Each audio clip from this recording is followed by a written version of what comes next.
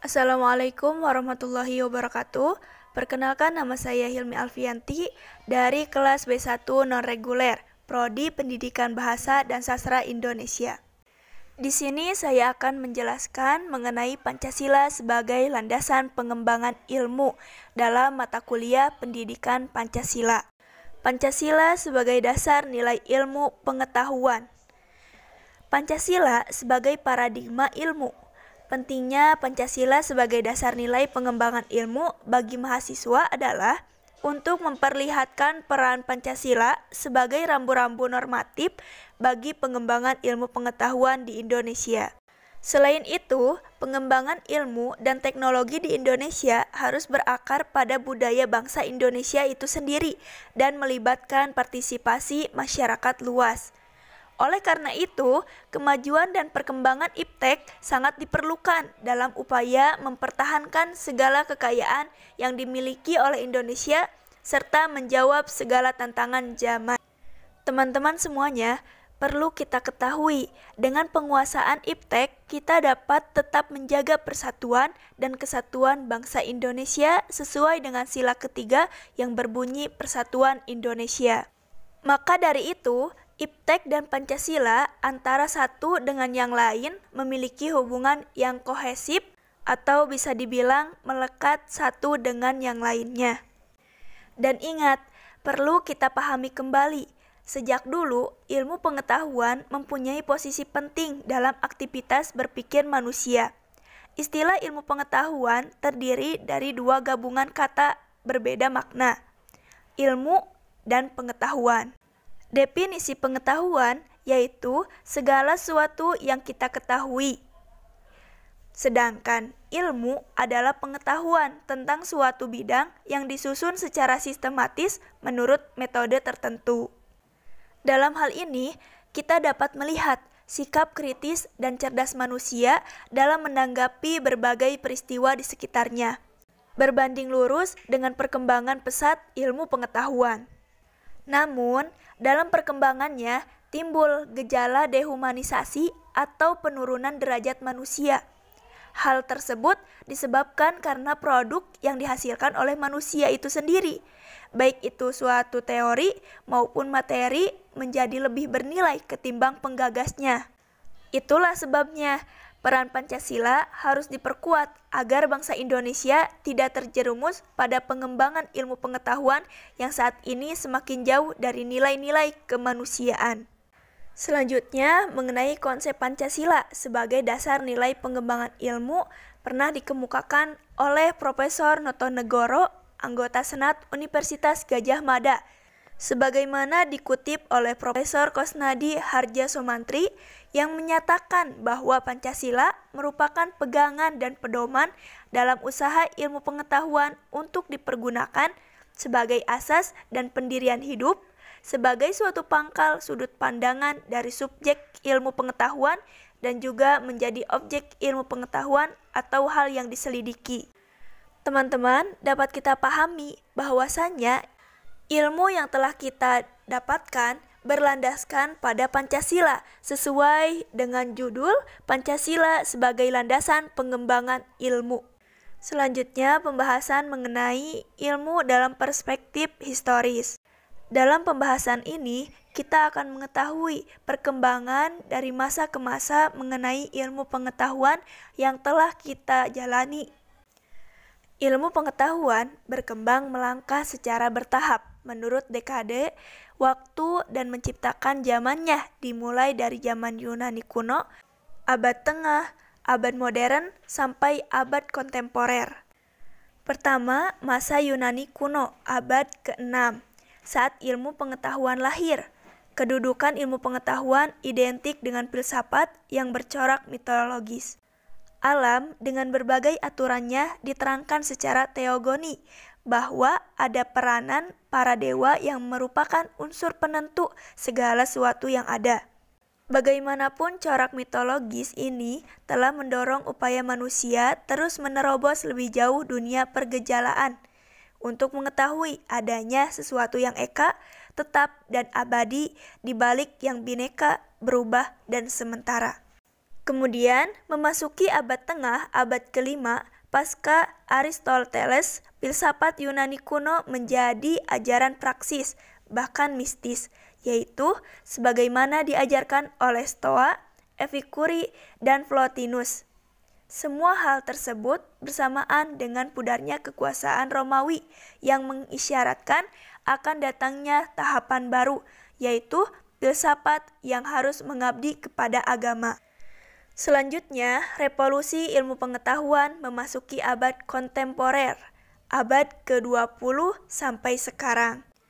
Berkat teori relativitas Einstein yang telah merombak filsafat Newton, semula sudah mapan di samping teori kuantumnya yang telah mengubah persepsi dunia ilmu tentang sifat-sifat dasar dan perilaku materi. Sedemikian rupa sehingga para pakar dapat melanjutkan penelitiannya dan berhasil mengembangkan ilmu-ilmu dasar seperti astronomi, fisika, kimia, biologi molekuler.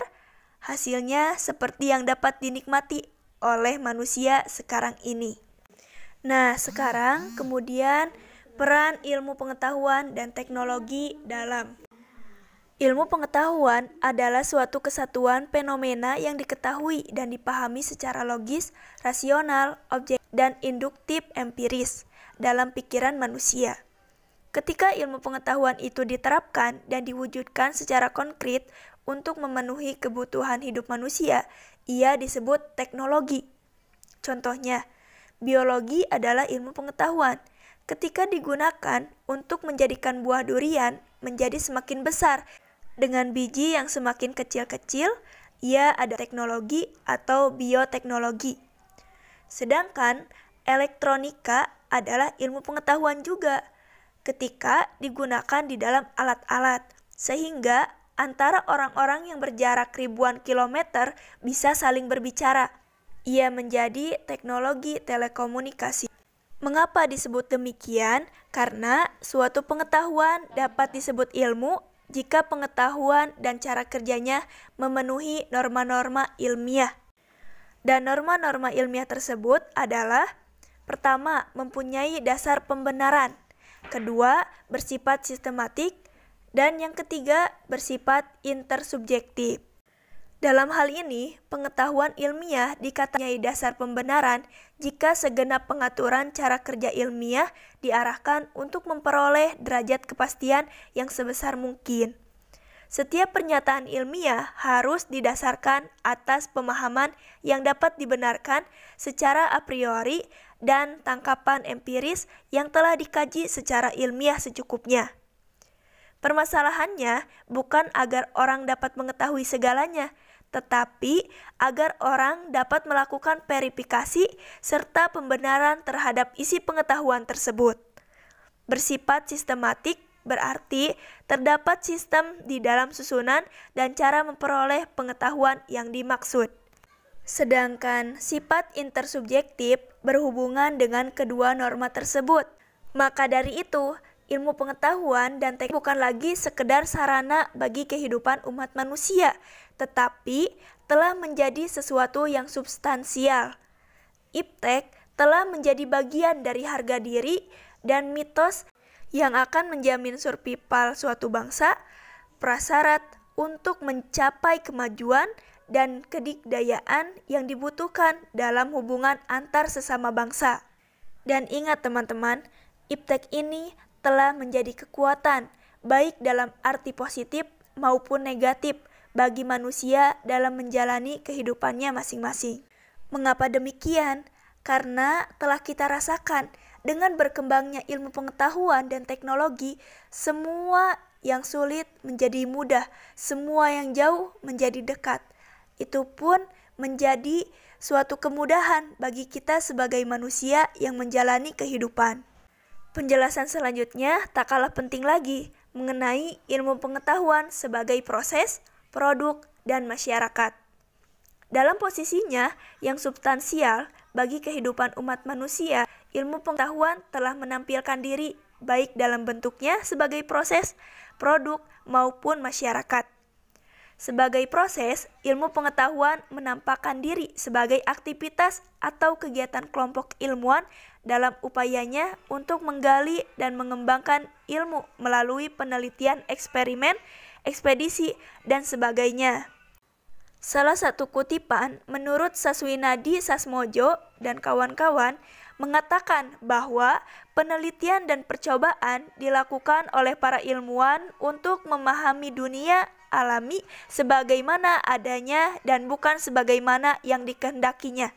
Di sini dapat kita pahami bahwasannya para ilmuwan sedang meneliti dan bereksperimen agar menciptakan ilmu pengetahuan dan teknologi yang baru sehingga nantinya akan tercipta suatu pengembangan yang baru untuk teknologi yang semakin maju. Baik teman-teman, dapat kita tarik benang merah kesimpulannya bahwasannya pengembangan ilmu pengetahuan dan teknologi sebagai hasil budaya manusia harus didasarkan pada nilai-nilai ketuhanan, kemanusiaan, persatuan, kerakyatan, dan keadilan.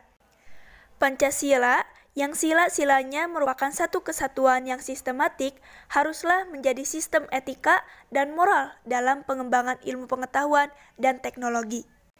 Kita sebagai generasi muda harus bisa untuk mengembangkan ilmu pengetahuan dan teknologi masa kini. Mengapa? Karena kita pemuda yang akan melanjutkan langkah Indonesia di masa depan. Sekian yang dapat saya sampaikan. Terima kasih atas segala perhatian, mohon maaf atas segala kesalahan. Wabillahi taufiq wal hidayah. Wassalamualaikum warahmatullahi wabarakatuh.